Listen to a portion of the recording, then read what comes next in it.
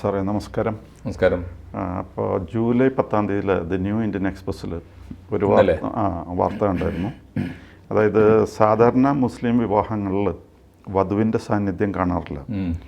പക്ഷേ ഇപ്പോൾ വടക്കൻ സൈഡിലേക്ക് വധുവിൻ്റെ സാന്നിധ്യം വളരെ പ്രകടമായി കാണുന്നുണ്ട് എന്നാണ് ഇന്ത്യൻ എക്സ്പ്രസ്സിൽ പറഞ്ഞിരിക്കുന്നത്.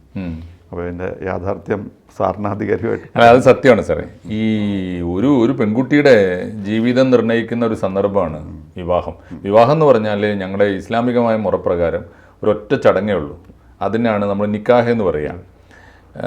കുട്ടിയുടെ രക്ഷിതാവ്, ഈ പെൺകുട്ടിയുടെ രക്ഷിതാവ് ആരാണോ ചെറുക്കൻ, അവൻ്റെ കൈ പിടിച്ചിട്ട് പറയുന്ന വചനങ്ങളാണ്. ആ വചനത്തിൽ അത് അറബിയിൽ പറഞ്ഞോളണം എന്നൊന്നും യാതൊരു നിർബന്ധവുമില്ല, മലയാളത്തിൽ പറഞ്ഞാൽ മതി.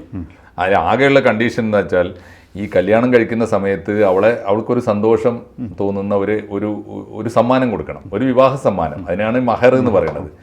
അത് അവൾ തീരുമാനിക്കണം, പെൺകുട്ടി. എന്നോട് എൻ്റെ മോള് പറയണം എനിക്ക് ഇന്നത് മതി. പലതും ചോദിക്കാറുണ്ട്. ചിലർക്ക് പുസ്തകം മതിയാവും. ഇപ്പോൾ പുസ്തകം കൊടുത്ത് കല്യാണം കഴിക്കുന്നവരുണ്ട്. എനിക്ക് പുസ്തകം മതി. പണ്ടൊക്കെ ആണെങ്കിൽ സാധാരണ രീതിയിൽ പെൺകുട്ടികൾക്ക് ഇഷ്ടപ്പെടുക ഒരു സ്വർണ്ണാഭരണമാണല്ലോ. അതാണ് ഒരു സാധാരണ രീതിയിൽ നടക്കുക. ആ മഹർ ഈ പെൺകുട്ടിയാണ് തീരുമാനിക്കേണ്ടത്. അത് പെൺകുട്ടി പറയും എനിക്ക് ഇന്ന സമ്മാനം വേണം കേട്ടോ. അത് ഈ ചെറുക്കനോട് പറയും, അല്ലെങ്കിൽ ചെറുക്കൻ്റെ ബന്ധുക്കളോട് പറയും അത് നിങ്ങൾ കൊടുക്കണം. ഇത് മാത്രമാണ് ചടങ്ങ്. അത് കഴിഞ്ഞിട്ട് നീ അവൾ ആവശ്യപ്പെട്ട സമ്മാനം നീ കൊടുത്തല്ലോ, ഇനി സന്തോഷമായിട്ട് നിൻ്റെ ജീവിതത്തിൽ ഞാൻ എൻ്റെ മോളെ പങ്കാളിയായിട്ട് അനുവദിച്ച് തന്നിരിക്കുന്നു, ഇത്രയും പേരെ സാക്ഷിയാക്കി. ഈ പ്രശ്നം എന്താണെന്ന് വെച്ചാൽ, ഒന്ന്, ഈ പെൺകുട്ടിയുടെ രക്ഷിതാവാൻ എനിക്ക് മാത്രമേ അർഹതയുള്ളൂ, എൻ്റെ മോളാണെങ്കിൽ. കാരണം അത് പുരുഷൻ്റെ ഒരു അധികാരമാണ്. ഞാൻ അഥവാ മരിച്ചു പോയിട്ടാണ് എൻ്റെ മക്കളുടെ കല്യാണം നടക്കുന്നതെങ്കിൽ എൻ്റെ കുടുംബത്തിൽ ഒന്നുകിൽ എൻ്റെ അനിയന്മാരെ തേടണോ, അല്ലെങ്കിൽ എൻ്റെ ഉപ്പാനെ ഉണ്ടെങ്കിൽ അങ്ങനെ എന്ന് പറഞ്ഞാൽ ആണുങ്ങൾക്ക് മാത്രമാണ് രക്ഷാധികാരം ഉള്ളത്. അതാണ് ഇതിൻ്റെ ഒരു കുഴപ്പം. ഒന്നാമത്തെ കാര്യം, മെയിൽ ഡോമിനേഷൻ്റെ അടയാളങ്ങളായിരുന്നു അത്. രണ്ട്, ഈ പറയുന്നത് തീർന്നാൽ കഴിഞ്ഞു. ഇതിനകത്ത് ഈ പുരോഹിതൻ എന്ന് പറയുന്ന റോളില്ല. പക്ഷേ ഭൂരിപക്ഷം കല്യാണങ്ങളുടെ നമ്മുടെ രീതി എന്താ വെച്ചാൽ, കാളി വന്നില്ലെങ്കിൽ കല്യാണമില്ല. അദ്ദേഹമാണ് ഇതിൻ്റെ കാർമ്മികത്വം വഹിക്കുക. അദ്ദേഹം വന്നിട്ട് ഇരുന്നിട്ട് ഞങ്ങളുടെ കൈ പരസ്പരം പിടിപ്പിക്കണം. എന്നിട്ട് അദ്ദേഹത്തിൻ്റെ മുമ്പിൽ ഈ എന്താണോ വിവാഹ സമ്മാനം, മഹർ, അത് തുറന്നു വെക്കണം. എന്നിട്ട് അത് അദ്ദേഹത്തിന് കണ്ട് ബോധ്യപ്പെടണം. എന്നിട്ട് അദ്ദേഹം ചൊല്ലി തരുന്നത് നമ്മൾ വിളിച്ച് പറയുക. ഇതൊക്കെയാണ് രീതി. സത്യത്തിൽ അതൊക്കെ അന്ന് ഈ ഒന്നാമത് പൗരോഹിത്യത്തിന് വലിയ റോള് സമൂഹത്തിൽ ഒരു കാലമുണ്ട്. അവരാണ് എല്ലാം തീരുമാനിക്കുക, ശരിയും തെറ്റും ഒക്കെ തീരുമാനിച്ചിരുന്ന ഒരു കാലമുണ്ട്. അതിൽ സത്യത്തിൽ വിവാഹത്തിൽ ഈ പുരോഹിതന്മാർക്കൊന്നും റോളുമില്ല. കാളിമാർ തന്നെ പറയാറുണ്ട്. നല്ല കാളിമാരൊക്കെ പറയും ഞാൻ വരേണ്ട യാതൊരു കാര്യമില്ല. വലിയ പണ്ഡിതന്മാരോട് ഞാൻ സംസാരിച്ചിട്ടുണ്ട്, സുന്നിയിലും മുജാഹിദിലും ഒക്കെ പെട്ട. എന്തിനാണ് എന്നോട് പലപ്പോഴും ചോദിച്ചിട്ടുണ്ട്, എന്തിനാണ് ഈ തങ്ങന്മാരെ കൊണ്ടുവരുന്നത്, എന്തിനാണ് ഉസ്താദുമാരെ കൊണ്ടുവരുന്നത്, ഇത് നിങ്ങൾക്ക് ചെയ്യാവുന്നതല്ലേ ഉള്ളൂ എന്ന് പലപ്പോഴും ഞാൻ എൻ്റെ പെങ്ങന്മാരുടെ കല്യാണത്തിനായാലും എൻ്റെ മക്കളുടെ കല്യാണത്തിനൊക്കെ ഈ ചോദ്യം ഉണ്ടായിട്ടുണ്ട്. അപ്പോൾ ഇപ്പോൾ പക്ഷേ അപകടം പിടിച്ചൊരു കാര്യം എന്താ വെച്ചാൽ, ഈ ചടങ്ങിൽ, നിക്കാഹ് നടക്കുന്ന ചടങ്ങിൽ ഒരു പെണ്ണിൻ്റെ തരി കാണൂല. അത് വലിയ അപകടമായിരുന്നു. ആ ചിന്ത നമ്മുടെ പെൺകുട്ടികളുടെ ഉള്ളിലുണ്ട്. അവളുടെ കല്യാണം കഴിക്കുമ്പോൾ ഇപ്പോൾ ഞങ്ങളുടെ മലബാറിലെ പെൺകുട്ടികളൊക്കെ വളരെ എഡ്യൂക്കേറ്റഡ് ആണ്. അപ്പോൾ അവരുടെ കൂട്ടുകാരൊക്കെ വന്നിരിക്കും. എല്ലാ ജാതിയിലും മതത്തിലും ഒക്കെ പെട്ട കൂട്ടുകാരുണ്ടാവില്ല. അവർക്ക് കൂടി ഇത് കാണാനുള്ള സന്ദർഭം ഉണ്ടാവില്ല. കാരണം അവർ പെൺകുട്ടികളാണ്. ഇതിൽ മുഴുവൻ ആണുങ്ങൾ നിറഞ്ഞിരിക്കും. ഇപ്പം എൻ്റെ മോളുടെ കല്യാണമെങ്കിൽ എൻ്റെ കുടുംബം മുഴുവൻ എൻ്റെ സൈഡിലിരിക്കും, അപ്പുറത്ത് ചെറുക്കൻ്റെ കുടുംബം മുഴുവൻ അപ്പുറത്തിരിക്കും. അപ്പോഴും ആണുങ്ങളെ ഉള്ളൂ. അവന് ബാപ്പയും അമ്മാവന്മാരും എളാപ്പന്മാരും ഒക്കെ ഉണ്ടാവും. ഉമ്മയുടെ അനിയത്തിമാരും അമ്മായിമാരും, ആ കുടുംബം അവരുണ്ടാവില്ല. പെൺ സാന്നിധ്യം കാണാത്തൊരവസ്ഥയുണ്ടായിരുന്നു. ഈ രണ്ട്. അപ്പോൾ അപകടങ്ങൾ ഇപ്പോഴും നിലനിൽക്കുന്നത് മൂന്നാണ്. എന്നുവെച്ചാൽ അപകടങ്ങൾ എന്ന കസ്റ്റമറി, നമ്മൾ കാണുന്ന ചടങ്ങിൽ കണ്ടിരുന്ന മുസ്ലിം വിവാഹത്തിലെ യഥാർത്ഥ ചടങ്ങുണ്ടല്ലോ, നിക്കാഹ് എന്ന് പറയുന്ന ചടങ്ങിൽ 3 അപകടങ്ങളാണ് ഞാൻ നിരീക്ഷിച്ചത്. ഒന്ന്, അത് രക്ഷിതാവായിരിക്കുന്നയാൾ അത് പുരുഷൻ മാത്രമാകണം എന്നൊരു നിയമത്തിൽ മാറ്റം വരേണ്ടതുണ്ട്. രണ്ടാമത്തെ കാര്യം, അതിൽ സ്ത്രീ എന്ന് പറയുന്ന സ്ത്രീയുടെ പങ്ക്, പെണ്ണിൻ്റെ പങ്ക്, ആരുടെ ജീവിതമാണോ അവിടെ നിർണ്ണയിക്കപ്പെടുന്നത് അവളുടെ പങ്ക് വളരെ പ്രധാനമാണല്ലോ, അത് വരേണ്ടതുണ്ട്. ഇത് മൂന്നാമത്തെ കാര്യം എന്താ വെച്ചാൽ, ഇതിൽ പുരോഹിതൻ എന്നൊരു ഫാക്ടർ ആവശ്യമേ ഇല്ല. ഈ 3 കാര്യങ്ങൾ വരേണ്ടതുണ്ടായിരുന്നു. അപ്പോൾ ഞങ്ങളൊക്കെ അങ്ങനെ ആഗ്രഹിക്കുന്ന സമയത്ത് അടുത്ത കാലത്ത് ആണ് വലിയ മാറ്റം വന്നത്. 2-3 കൊല്ലം മുമ്പ്, പ്രത്യേകിച്ച് സാറ് ശ്രദ്ധിച്ചിട്ടുണ്ടാവും, ABC മലയാളത്തിൻ്റെ ഫ്ലോറിൽ വന്ന് സംസാരിക്കാൻ സന്മനസ് കാണിച്ച CH മുസ്തഫ മൗലവി ഈ രംഗത്ത് വലിയ വിപ്ലവം ഉണ്ടാക്കിയ ഒരാളാണ്. വിപ്ലവം എന്ന് പറഞ്ഞാൽ വേറൊന്നുമല്ല, ഇതിനകത്തൊക്കെ സാധ്യതയുണ്ട്, മതപരമായ വലിയ ആകാശമുണ്ട്. ഇതൊക്കെ നീതിമാനായ ഒരു പണ്ഡിതന് ചെയ്യാവുന്നതേ ഉള്ളൂ. അദ്ദേഹത്തിൻ്റെ അടുത്ത് CH മുസ്തഫ മൗലവി ഖുർആനെ മാനവികമായി വ്യാഖ്യാനിച്ച ഒരാളാണ്. ഇപ്പോഴും അദ്ദേഹം അത് ചെയ്തുകൊണ്ടിരിക്കുന്നുണ്ട്. അദ്ദേഹത്തിൻ്റെ ഖുർആൻ വ്യാഖ്യാനത്തിൻ്റെ അടുത്ത ലക്കം ഈ ആഴ്ച, അടുത്ത ശനിയാഴ്ച പുറത്തിറങ്ങാൻ പോകുന്നുണ്ട്. അദ്ദേഹം 3 കൊല്ലം മുമ്പ് ഒരു കല്യാണം ചേന്നമംഗല്ലൂരിൽ നടത്തി. ചേന്നമംഗല്ലൂർ എന്ന് പറഞ്ഞാൽ സാറിന് അറിയാം, കോഴിക്കോട് ജില്ലയിലെ ഹമീദ് മാഷ നാടാണ്. മാത്രമല്ല ചേന്നമംഗല്ലൂരിൻ്റെ പ്രത്യേകത, കേരളത്തിൽ അപൂർവം മാത്രമേ സമ്പൂർണ്ണമായ ഒരു ജമാഅത്തെ ഇസ്ലാമി മഹലുള്ളൂ. അങ്ങനെ മഹലാണ്. ആ മഹലിൽ കഴിഞ്ഞ 3 കൊല്ലം മുമ്പ് ഒരു കല്യാണം നടന്നു. ഒരു ഡോക്ടർ അബ്ദുൽ കരീം സാറിൻ്റെ കല്യാണം. ആ കല്യാണത്തിലാണല്ലോ ഞെട്ടിപ്പോയത്. ആ കല്യാണത്തിൻ്റെ പടം കണ്ടപ്പോൾ ആ കല്യാണത്തിൽ 2-3 കാര്യം. CH മുസ്തഫ മൗലവിയുടെ നിർദ്ദേശപ്രകാരം, മുസ്തഫ മൗലവി പറഞ്ഞാൽ അനുസരിക്കുന്ന അല്ലെങ്കിൽ കേൾക്കുന്ന സന്മനസ്സുള്ളൊരു കുടുംബമായിരുന്നു അവർ. അപ്പോൾ അദ്ദേഹം ചെയ്തൊരു കാര്യം എന്താ വെച്ചാൽ, ഞാൻ പോലും ഈ നിക്കാഹിൽ ആവശ്യമില്ല. ഇത് ആര് തമ്മിലാണ്? 2 കുടുംബങ്ങൾ തമ്മിലുള്ള ഇടപാടാണ്. 2 കുടുംബത്തിൽ സ്വാഭാവികമായും ആണുമുണ്ട് പെണ്ണുമുണ്ട്. കരീം ഡോക്ടറും അദ്ദേഹത്തിൻ്റെ വൈഫും അദ്ദേഹത്തിൻ്റെ മുഴുവൻ പെൺകുട്ടികൾ ഉൾപ്പെടെയുള്ള കുടുംബം ഒരു ഭാഗത്ത്, അപ്പുറത്ത് ഈ വരൻ്റെ കുടുംബം ആണും പെണ്ണും ഒക്കെ ഒരുമിച്ച് ചേർന്ന് നിന്ന് പരസ്പരം കരീം ഡോക്ടർ മൈക്കെടുത്തിട്ട് വിളിച്ച് പറഞ്ഞു, ഇതാ ഞാൻ എൻ്റെ മോളെ ഇവനെ സന്തോഷമായിട്ട് കല്യാണം കഴിച്ച് കൊടുത്തിരിക്കുന്നു, കഴിഞ്ഞു. പിന്നെ അവിടെ ഒരു ആവശ്യമില്ല. പിന്നെ വേണമെങ്കിൽ വല്ല പണ്ഡിതന്മാരോ വലിയ ഉസ്താദന്മാരോ ഒക്കെ ഉണ്ടെങ്കിൽ അവർക്ക് വേണമെങ്കിൽ ഈ കുട്ടികളുടെ ആയുരാരോഗ്യ സൗഖ്യത്തിന് വേണ്ടിയും ഇവരുടെ വിവാഹ മംഗളം നേർന്നുകൊണ്ട് ഒരു പ്രാർത്ഥനയൊക്കെ നടത്താം വേണമെങ്കിൽ, അതേ ഉള്ളൂ. അങ്ങനെ പയസ്സായുള്ള കുടുംബം അത്രേ ആവശ്യമുള്ളൂ. ഈ വിപ്ലവം കേരളത്തിൽ ഞാൻ കണ്ടത് സമീപകാല കേരളത്തിൻ്റെ ഓർമ്മയിൽ, ഞങ്ങളുടെ ഓർമ്മയിൽ ആദ്യമായി നടത്തിയത് CH മുസ്തഫ മൗലവിയാണ്. ഡോക്ടർ അബ്ദുൽ കരീം, അതും ചേന്നമംഗല്ലൂരിൽ.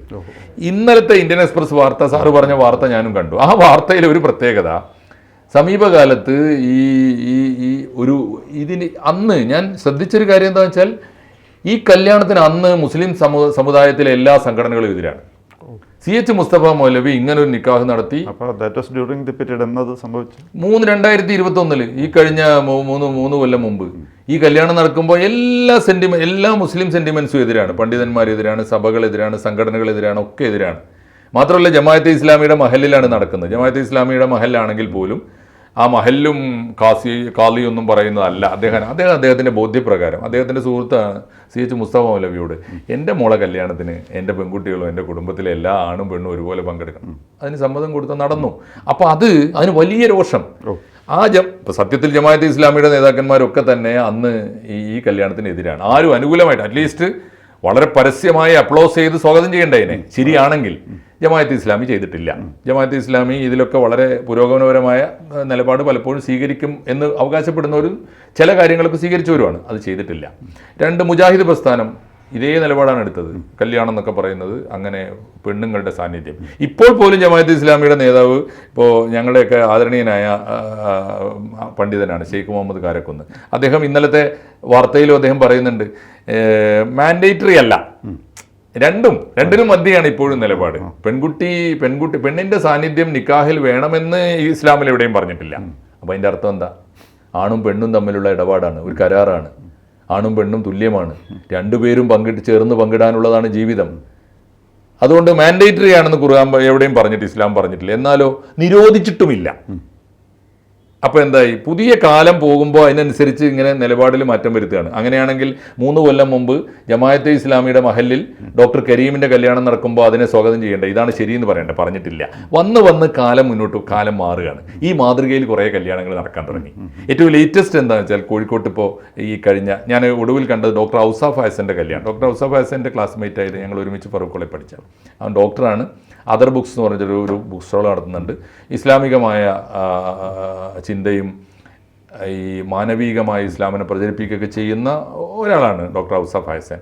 അത് വളരെ പേരുകേട്ട കുടുംബമാണ്. സാറിന് അറിയുമെന്നറിയാം, കേരളത്തിൻ്റെ ആദ്യത്തെ ചീഫ് എഞ്ചിനീയർ ആയിരുന്നു doctor Kuttiyamu sir. TP Kuttiyamu sir chief engineer ആയിരുന്നു. എഞ്ചിനീയർ കുട്ടിയാമു സാറിൻ്റെ പേരക്കുട്ടിയാണ് ഔസാഫ് ഫായസൻ. കുട്ടിയാമു സാറിൻ്റെ മോനാണ് ഡോക്ടർ അബൂക്കർ സാർ. അബൂക്കർ സാറിൻ്റെ മോനാണ് ഡോക്ടർ ഔസാഫ് ഫായസൻ. ഇപ്പോൾ ഔസാഫ് ഫായസൻ്റെ മോളുടെ കല്യാണം ഇങ്ങനെ നടത്തി. ഈ 2-3 കാര്യങ്ങൾ മാറ്റി നിർത്തി. ക്ലർജിയെ മാറ്റി നിർത്തി, പെണ്ണിൻ്റെ സാന്നിധ്യം ഉറപ്പുവരുത്തി. അതൊരു വാർത്തയായി. ഇത്രയും ചെയ്തു കഴിഞ്ഞപ്പോഴാണ് അന്ന് വലിയ എതിർപ്പുണ്ടായിരുന്നു. ഇല്ല, അതിപ്പോൾ അടുത്ത കാലത്താണ്. ഇപ്പോൾ എതിർപ്പില്ല. മാത്രമല്ല ഇതിന് അനുകൂലമായി ചിന്തിച്ചു തുടങ്ങിയ ആളുകൾ.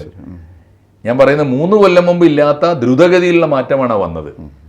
കരീം ഡോക്ടറുടെ കല്യാണം CH മുസ്തഫ മൗലവിയുടെ നിർദ്ദേശം, ഉപദേശം, കൃത്യമായ നിരീക്ഷണം ആണ് എന്ന് ആളുകൾക്ക് ബോധ്യം വന്നു. അതുകൊണ്ട് ഡോക്ടർ ഔസാഫ് ഹസനും ജമാഅത്തെ ഇസ്ലാമി അല്ല, ജമാഅത്തെ ഇസ്ലാമിയിൽ നിന്ന് മാറി പഴയ സിമിയൊക്കെയാണ്. ഇപ്പോൾ അവൻ്റെ സ്വതന്ത്രമായ ഒരു ഇസ്ലാമിക ചിന്തയായിട്ട് പോകുന്ന ഒരാളാണ്.